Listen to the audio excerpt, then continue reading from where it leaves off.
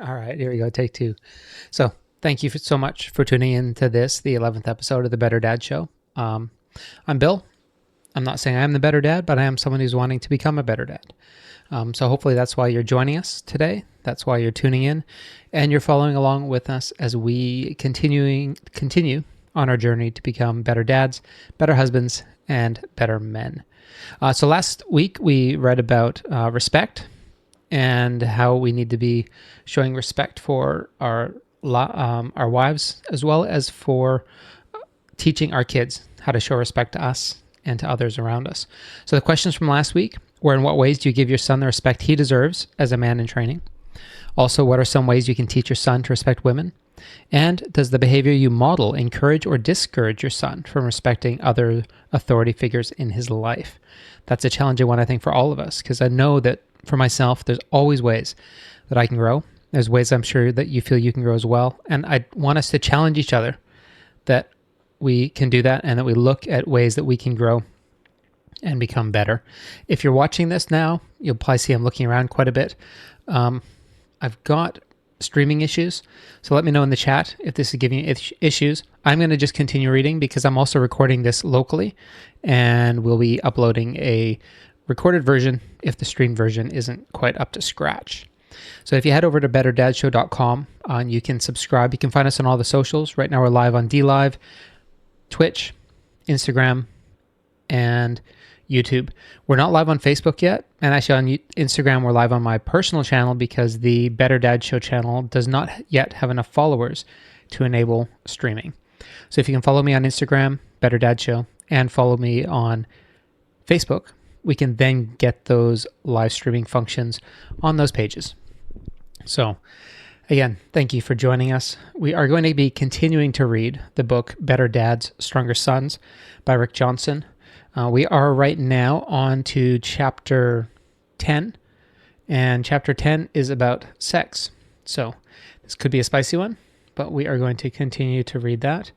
I'm going to just share this on my personal Facebook page, and once we have done that, we will continue with this chapter. So where are we? All right, YouTube is the most active place for the chat. So if you do want to head over there, you can join us. All right, here we go. We are now on to chapter 10, all about sex. With her flattering lips, she seduces him. Immediately he went after her, as an ox goes to the slaughter. Proverbs 7:21-22, New King James Version. This passage from Proverbs rings truer than most of us would like to admit. I would like to think I'm beyond such nonsense, but the truth is, it probably wouldn't take much more than an attractive woman flattering me, and before long, without some form of accountability in place, I'd blindly be following along behind her into sexual sin. Therefore, it's a good thing that A, God made women more relationship-oriented than men, B, God does not put us in situations beyond what we can endure, and C, the majority of women do not find me irresistible. There we go. It's a benefit for some of us, isn't it? Now, before some of you out there start sputtering about how lacking in self-control or spiritual immaturity I must be for admitting that, let's be honest with ourselves, shall we? Most of you men reading this know in your hearts that you're no better than I am in this regard. We can easily say we wouldn't fall into temptation when we've never had to experience its full frontal assault. Not many of us are beyond succumbing to temptation in this area. Our male egos rationalize this kind of behavior. I cannot tell you how many godly men who seem bulletproof from sexual temptation, I've observed over the years who have been forced to resign their positions as pastors, elders, or other leaders in the church because of some sexual impropriety. And that's just here in my little corner of the world. Whenever I see that happening, I always think, but for the grace of God, there goes any one of us. That's one of the reasons why I've always been taught that we need to flee temptation. Don't let yourself be challenged by it. Don't let yourself experience it, but just run. Leave it. Stay away. God created us men as physical, visually orientated, sexual beings. He created our spirituality with our wives to be a wonderful, exciting experience to be treasured. Unfortunately, our sexual urges have been twisted due to our sin nature into something beyond what God intended. Lust is a constant struggle, and those males who choose to live a life of sexual purity might face a mighty battle. But through God's grace, we can overcome the struggle and guilt, finding joy in our sexuality. As with most things in life, men and women tend to view sex from different perspectives. God created both genders of sexual beings, yet different. You and I both know that if women knew what men really think about most of the time, they quite possibly would refuse to be in the same room with us. They think we're perverted. And if you remember your adolescence, you realize that your son is probably no different than you. We tend to think our kids are different than we were at their age. But if anything, kids nowadays are probably much more worldly and sophisticated than we were. If sex is not the first thing on a man's mind, it's certainly always lurking around in the background, waiting to spring forward and pounce. Let's look at some of the minefields you and your son face every day. Now, as we read this, we need to remember that this book was actually written back in 2006. So, our kids nowadays must be facing such bigger challenges than we are, or than we did growing up. I mean, right now, they've got access to everything right here. And it's disgusting. I can't even go on Instagram or Twitter without being bombarded with sexualized images. And for our kids to be exposed to that at such a young age, I mean, it can really mess them up. Minefields. One of the challenges we face is everyday life and the circumstances we find ourselves in. One of the best strategies, just back to the mobile phones. If you give your kids a mobile phone, let them watch it in their room, you give them unfettered internet access. I saw a meme that says you're stealing their childhood. As soon as you hand over a phone, you're taking that away from them. So just think about that. Like, what are you letting your kids expose themselves to by giving them a phone or giving them a tablet? Minefields. One of the challenges we face in everyday life and the circumstances we find ourselves in. One of the best strategies we can use to keep our sexual perspective intact is to not allow ourselves to be caught in situations where we might be compelled to compromise our integrity, fleeing from temptation, right? While keeping yourselves out of situations where you be tempted is best. Sometimes that's not always practical or even possible. Obviously, we should stay away from topless bars, internet pornography sites, and girly magazines. When we are out of town on business trips, we should stay out of bars, not have dinner alone with female coworkers, and definitely not watch adult movies in our rooms. But what about the everyday circumstances of life? Suppose your office has an attractive secretary. Does that mean you should quit your job so you're not tempted by your desires? What if your child's teacher is a real stunner? Does that mean you should never talk to her about your child's progress for fear of having lust enter your heart? What about attractive women at church? Do you run from them to keep from having uncomfortable feelings? No. You'll learn to control your feelings and emotions to prevent acting on your own desires. It's part of having a responsible, masculine sexuality. I try to work out at the gym faithfully 3 times a week. I participate in a grueling hour-long co-ed weightlifting class. Many of the women in the class are young and attractive. Most are in very good physical condition. The powerful struggle to control my eyes and imagination when attractive women wearing tight, skimpy exercise clothing are exercising around me is often greater than the physical workout itself. Thankfully, the workout is so painful that I seldom have the inclination or energy left for daydreaming. Should I not go to the gym because attractive women in skimpy clothing frequent there? I'm presenting the above scenario a bit tongue-in-cheek, but my point is that all good men have learned to control their natural desires in everyday circumstances. Our sons need to learn at an early age that they too will have to responsibly master this burden as well. When I think of my own struggle with sexual lust, I often think of Samson, whose story is told in chapters 13 through 16 of the book of Judges. Samson was set apart and equipped by God, like most men. Samson was specially equipped to be a mighty vessel for God. Some men probably wonder if they could even defend themselves in a fight if push came to shove, but Samson didn't have that problem. God's power... I lost my place.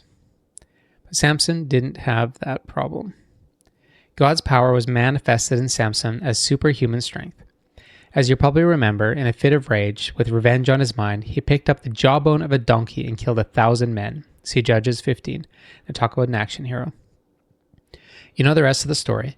As you fast forward through Samson's escapades, you see pride, arrogance, self-centeredness, sexual immorality, disobedience, and revenge. In the end, he paid with his life. But the main thing that comes to mind when I think of Samson is sexual immorality. When I read the story of Samson, I find myself thinking, are you really that stupid? Wake up. First, he goes to the Philistines looking for a wife when his parents advised against it. Then he sleeps with a prostitute. Finally, he goes to Delilah time and again, totally self-focused and self-reliant rather than God-reliant. But then I look at myself. How often do I do my own thing, beg for forgiveness, and then, seeing that I have survived, go right back to the very thing that would take my life? Sexual sin taints everything around it. Your sexual sin impacts your family in ways you may never know. The most obvious way is the example you set. Is your sexuality honoring and showing respect to your wife? Have you taught your son that women are not just to be used to satisfy our urges and then tossed aside? Have you taught him that women are to be protected, honored, and cherished? Remember, the example you set, especially in this area of life, is what your son will think is normal. Accountability. Accountability makes all the difference in the world when it comes to a man being sexually responsible. For instance, I'm careful to make sure that I have other people to whom I am accountable at every seminar I present for single moms raising boys. It's not because I am so desirable personally, but because I represent what many of these women yearn for in life. Hence, I need to take the proper precaution to ensure that I have accountability at all times, so I'm not tempted to take advantage of someone's vulnerability. Men are naturally equipped to know instinctively when a woman is either vulnerable or available. Even when it's not obvious, we often can sense an opportunity. This explains why some women just seem to have men flock around them, even when they are not overly sensuous or even necessarily very attractive. When a man walks without accountability in his life, he tends to make up the rules as he goes. He has a tendency to justify or rationalize whatever desire his mind comes up with. I remember a frightening episode that happened a while back. Suzanne and the kids were out of town for the weekend. I was driving around alone in an unfamiliar part of town, running errands on Saturday night when I approached the strip club. Portland is known as the city with the highest number of nude bars per capita of any city in the United States. Unbidden thoughts suddenly popped into my head. You could go in there. No one knows you around here. No one would recognize your car here. Suzanne's out of town. She would never find out. No one from church would see you. I tried vainly to capture my thoughts. Going into the club was something I did not want to do under any circumstances. I had a wife, a family, a reputation, a business, a ministry, and my soul to lose. Even so, my mind continued to poke and prod to try to find ways to justify my carnal desires. You could go in there as an experiment, just to see if your faith is strong enough to overcome your lust. Next came the clincher. It could be like a mission. You could go in and try to testify those poor girls in there. You could reach out to them in faith. Yeah, right. The only reaching out I'd be doing in there wouldn't be with faith, but with dollar bills, and I knew it. My fight to control my lustful desires became a struggle of epic proportions, all because my semblance of accountability was temporarily out of my life. Finally, I resorted to prayer, asking God to remove me from the temptation. Thankfully, the stoplight was green at the corner the club was located on, and I didn't have to stop, or I might have lost that battle. In retrospect, the story is rather funny now, how my mind or flesh tried to use cunning and guile to persuade me against my will. Yet, at the time, there was nothing funny about it. I was scared, stupid, by the potential destruction I was capable of committing to my life. So I take that one step further and to say it might not have even been his mind that was initiating it, but it could have been the devil prompting it. I mean, I think that's something very real and something that he would definitely have a desire to see families ripped apart, to see, dads removed from their children and dads removed from their husbands removed from their wives. I mean, I know that is something that the devil is into. So, next step. Sex education. Talking to your kids about sex is difficult. That's why many parents today leave the sexual education of their kids to the schools. But because it's tough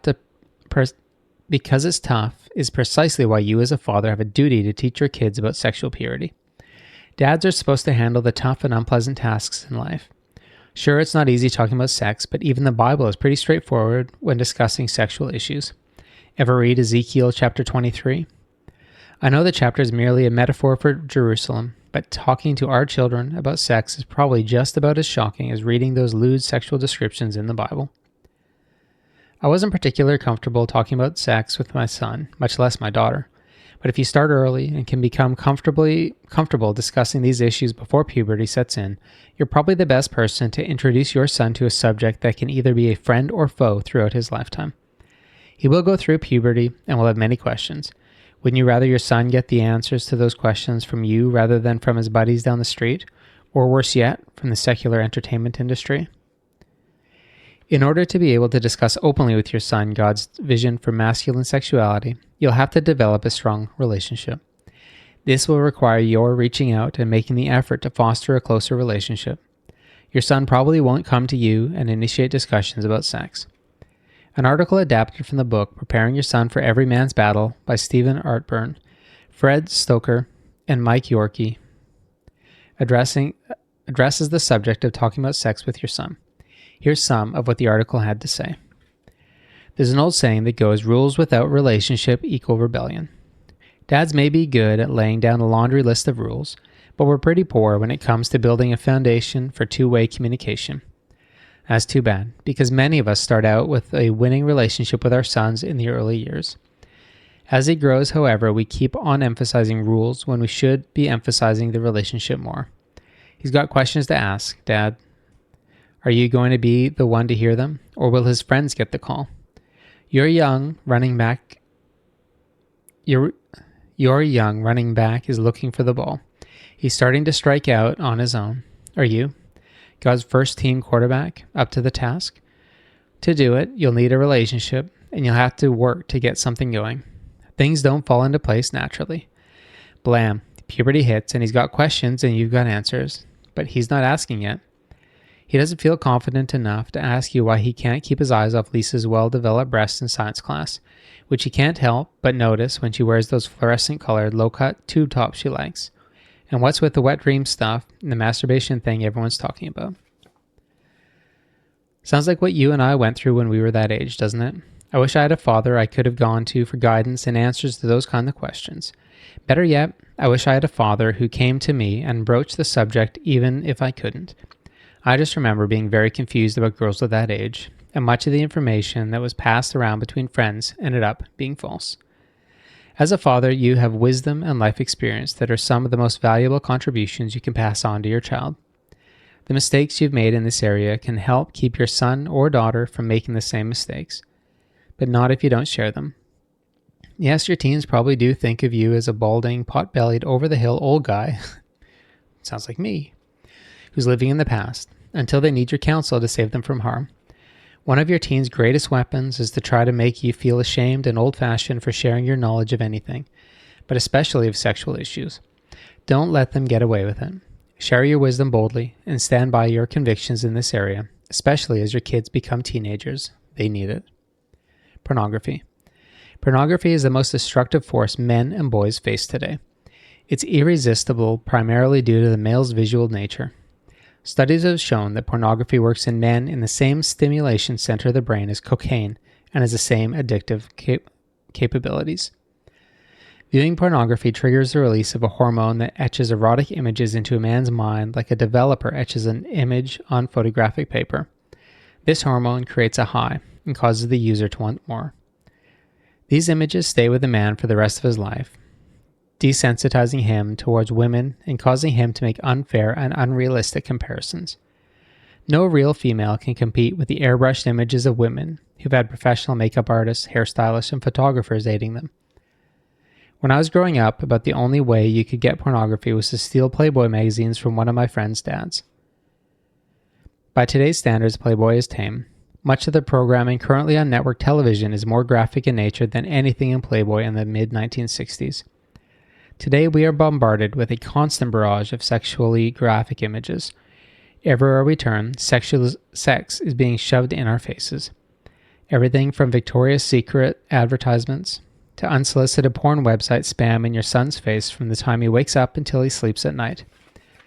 Even department store advertisements in the newspaper and some billboard ads are quite titillating. Sex sells, and Madison Avenue is quick to push the boundaries at every opportunity in order to get our money. If that requires addicting a whole generation of boys to pornography at a young age, so be it. The reality is that pornography degrades women. Pornography makes victims of both the viewer and the viewee. The only ones who profit are those who sell it. It turns women into objects to be played with, property to be bought and sold. It makes the user think women like rape, torture, and humiliation. It allows us to use women for our own sexual gratification without the responsibility or accountability of thinking of them as real humans. Porn also diminishes sexual fulfillment in men. That causes discontent in our sex lives with our wives. No real women can compete with our imagination. It breeds discontent in our lives on many levels.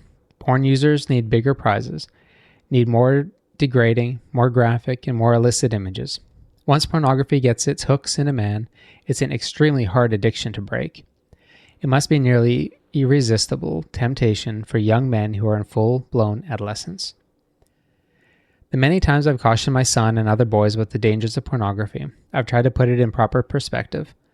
Regardless of what the women involved may say, they are victims of this industry. Many are hooked on drugs intentionally or unintentionally and must do these acts to feed their habit. Many are young girls who have run away from home and have been coerced or forced through threat of physical harm to perform. When you watch pornography, you are contributing to the oppression of these girls. The women involved in these pictures and videos are someone else's daughter or sister. Someday they might be some child's mother. Would your son like men lusting over and fantasizing about his sister or mother like he does the women in the porn? Guys, the next time you're tempted to look at unsavory material, think about how you'd feel if that was your daughter on camera. Another stat that's come out, I don't know if he gets into this, is that most of those women have been abused previously. And it's their way of acting out that trauma. So you're watching an abused woman continue to be abused. So also by viewing this material, a male is not exercising self-restraint or control. If he can't use self-control in one area of his life, he'll lack it in other areas as well. Boys who learn to govern their sexual urges grow up to be men who are able to engage in healthy sexual relations and are able to control other areas of their lives. Lastly, pornography devalues a man's wedding vows, causing him to live in continual adultery. This applies even if he's not married. Jesus says in Matthew 5:28, "Anyone who looks on a woman to lust for her commits adultery with her in his heart." Author's paraphrase. Pornography is sin.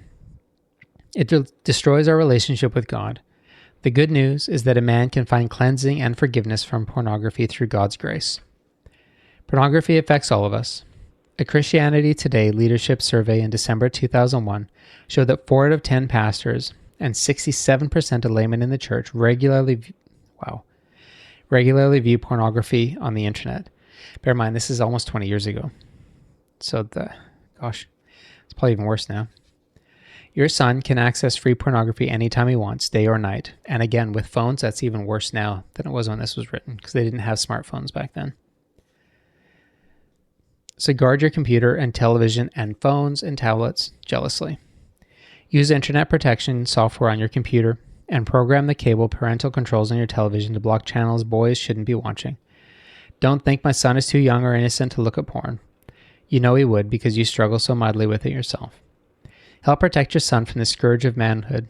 Err on the side of caution in this area. Ask your wife to help hold you and your son accountable in this area. And for heaven's sake, please talk to your son about the lifelong dangers of pornography. Masturbation. Why is masturbation so difficult to talk about? It's not like every one of us isn't intimately familiar with the subject. Some more familiar than we'd like to admit even. Anyone over the age of 40 remembers being raised with the admonition that you would go blind or grow hair on your palms if you indulged in this act. That puritanical attitude, while generally laughed at today, still lingers in the back of many people's subconscious minds. I had been struggling with talking to my then 10-year-old son about sex in general and masturbation in particular. As Frank and I were returning from his first Boy Scout camping trip, the perfect opportunity presented itself. Frank was required to read the first few pages of the Scout's Handbook with his father. These pages discuss protecting yourself from sexual molestation and abuse. As my son read these pages aloud, it gave rise to questions and opened the door to discussions that made the job of introducing him to his impending sexuality all that much easier. Let's be upfront about this. Frequent masturbation by boys is normal during adolescence. An old joke says studies have shown 98% of boys masturbate and the other 2% lie about it. It might be an old joke, but it's one that's true. In fact, it's normal for even young males to like to rub or touch themselves. After all, a boy's penis is a big part of his life. I would even go so far as to say that it is virtually impossible that an adolescent male will not engage in masturbation at least periodically, despite his moral upbringing or most stringent effort at self-will. Likely, the more pressure that's put on a young man not to indulge in this act, the more he's apt to it. The reason? He thinks about it all that more often. While masturbation is certainly a private activity, excessive disapproval of this natural inclination produces an unhealthy guilt that can affect a man's sexual attitude for a lifetime. Teaching boys the value of self-control in this area without making them feel guilty is imperative. Another sometimes unsettling occurrence in the sexual development of adolescent boys takes place in the form of nocturnal emissions. This is when a young man has a sexually graphic dream that causes him to ejaculate in his sleep.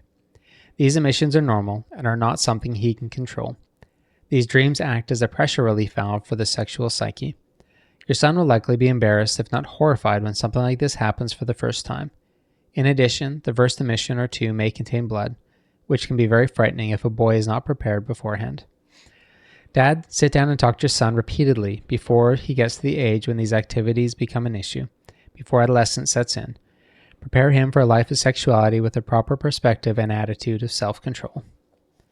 Dating. At what age should boys begin dating? Many books have been written by people much wiser than myself on this subject. However, I believe the age of dating is a subjective, family-specific decision based on the teen's maturity and the level of responsibility he has shown. My son Frank and several of his friends, both male and female, have read Josh Harris's book, I Kissed Dating Goodbye.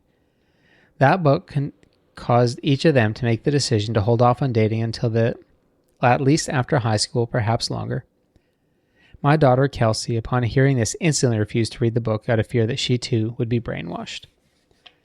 Frank and his friends have decided to break into the dating scene rather cautiously, for which I am grateful. His sister says it's because they're nerds and can't find dates, but I don't think that's the issue. A large group of guys and girls from his youth group at church attend events together, allowing relationships to grow slowly while they learn about the differences between the genders without the pressures of dating. Some pretty clear evidence shows that the longer teenagers hold off before beginning dating, the greater the chance they'll remain sexually pure until marriage. As each of us knows, it's a natural human response to want to achieve a greater level of satisfaction every time we do something. This is especially true during physical experiences such as with drugs or sex. If we kiss a girl on the date, we want to go a little further each and every time, and as each barrier breaks down, going beyond that point the next time becomes morally easier. Discuss with your son the need to make decisions about his personal behavior boundaries before he's faced with a tough choice. Knowing his limitations ahead of time is easier than trying to make decisions in the heat of battle. While you're on the back seat of a car in the throes of passion is not a good time to decide whether or not you're going to remain sexually pure. If your son has made life decisions beforehand, he's not as likely to find himself in a position that requires him to make difficult choices. Dr. James Dobson, in his fantastic book and tape series for adolescents titled Preparing for Adolescence, talks about the importance of making those kinds of decisions beforehand and then cementing them by creating pacts with groups of friends, sort of an accountability staff. For instance, if your son decides to remain sexually pure until marriage, he needs to express his decision to a group of like-minded friends who can all make a pact together. This creates a supportive peer group and a form of accountability. If a friend sees another friend in a situation or relationship that will potentially compromise this pact, he can call him to account. Boys and girls mature at remarkably different rates. Several years ago, I was a consultant with junior achievement, so I taught 1 hour a week in an 8th grade class for the entire year. I observed that many of the girls' physical development was that of a typical 12-year-old, while most of the boys were only chest high to the girls and looked about 8 years old. When did girls start developing so early? I looked back in my old high school yearbook at the girls I remembered as being built. I was shocked to see that by today's standards, they looked like scrawny little grade schoolers. I also observed these very mature girls figuratively leading these immature little boys around by the nose, playing flirting games that the boys didn't understand in the slightest. In the high school where my wife works, girls may be observed kissing their much smaller counterparts in the halls. They look like women with their pets. Many of the boys wear a panicked look, realizing they're in over their heads. Unfortunately, because of peer pressure and natural male ego, they cannot refuse the girls' advances. I remember feeling downright scared at the age of 15 when I found myself in the backseat of a car with an aggressive girl who was more physically developed and sexually experienced than I was. My escape felt like leaping from the clutches of a lion.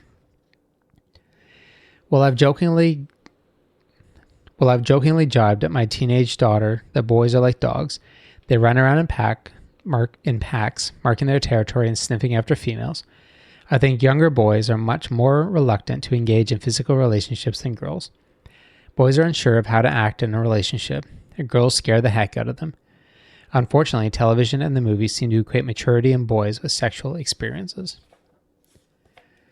I think, too, a lot of kids now, especially as they're exposed more and more to pornography at a younger age, they see that as the model that they're supposed to follow in relating sexually with women, and that is extremely destructive, which again throws us back to the last section that talked about the necessity to protect our kids from pornography and educate them about how destructive it is.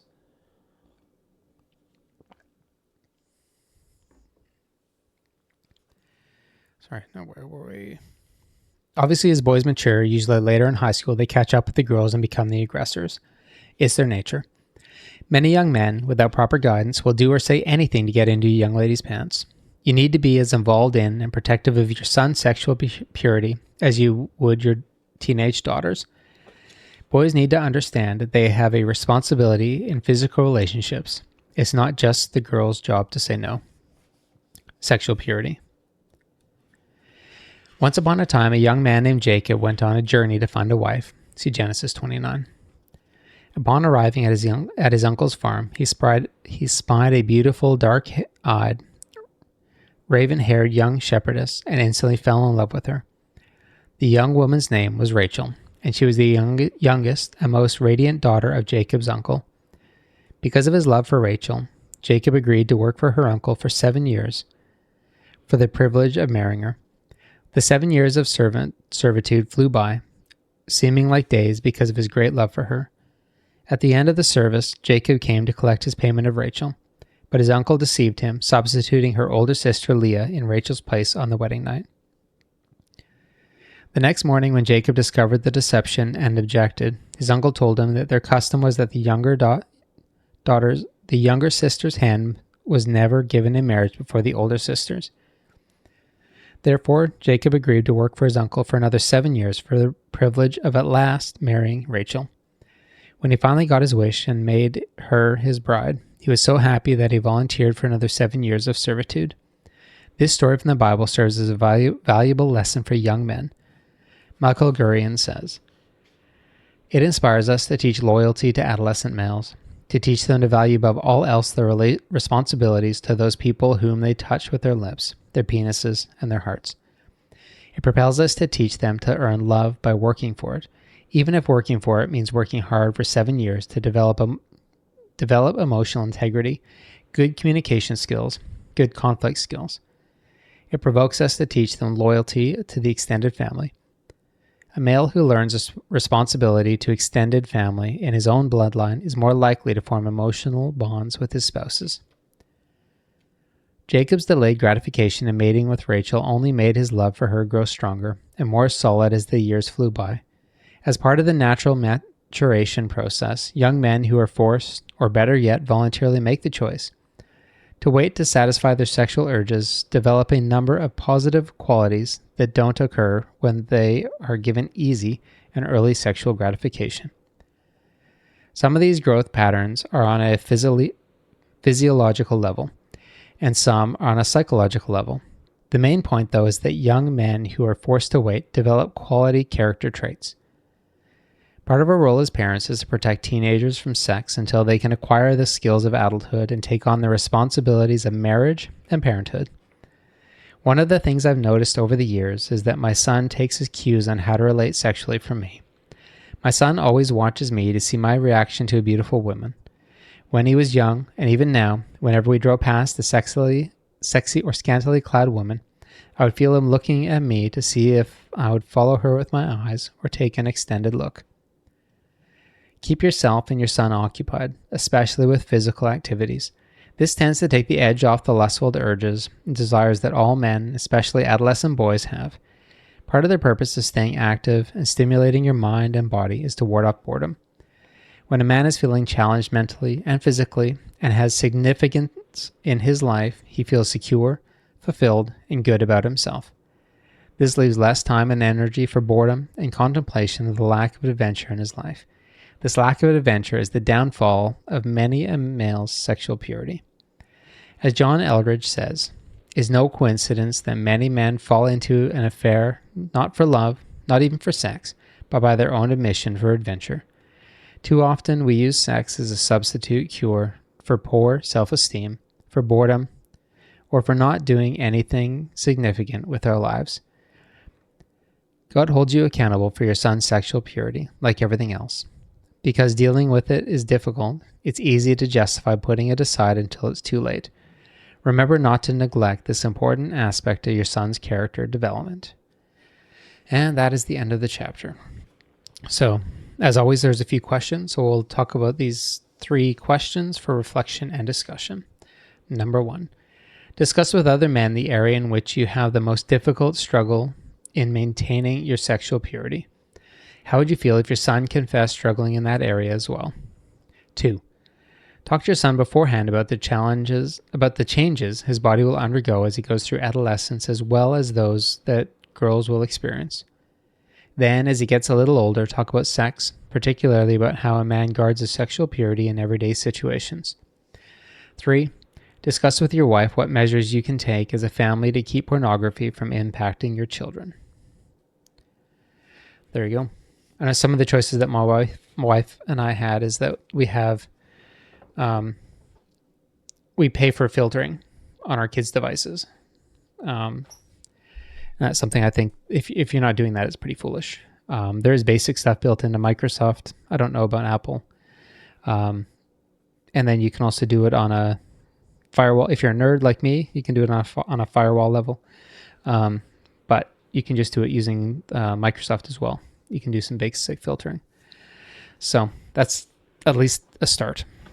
The things you can do. You can also limit your kids' screen time if they have to have a phone.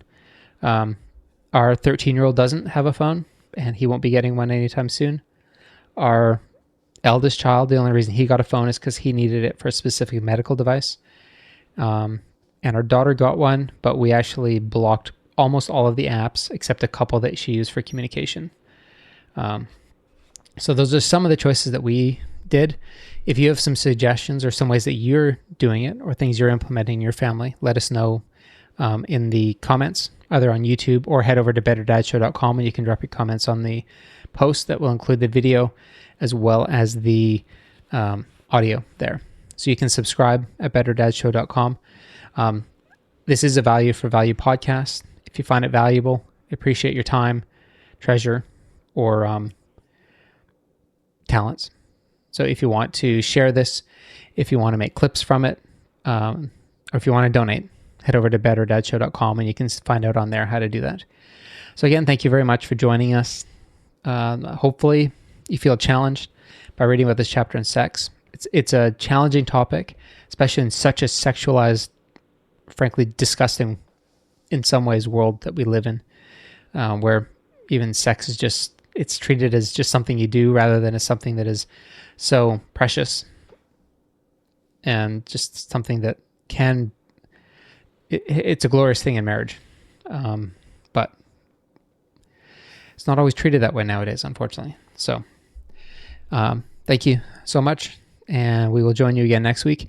This week is really good for my family. I'm originally from Canada, living in Australia. My parents are over for 2 weeks. So it's good to see them again. We unfortunately see them maybe once every 2 years when they come here. To travel with a family of 5 to Canada is a challenge. We haven't done that for 7 years now. But my parents have been able to visit, and they're here right now. So that's really good for us. It's really fun to see them. And I absolutely love seeing my kids interact with my parents. It's a lot of fun and a real joy to see. But thank you again for tuning in and joining us. Again, betterdadshow.com. Leave your comments. And as we continue to read this book and continue to strive and work and pray about how we can be better dads, better husbands, and better men. So thank you very much.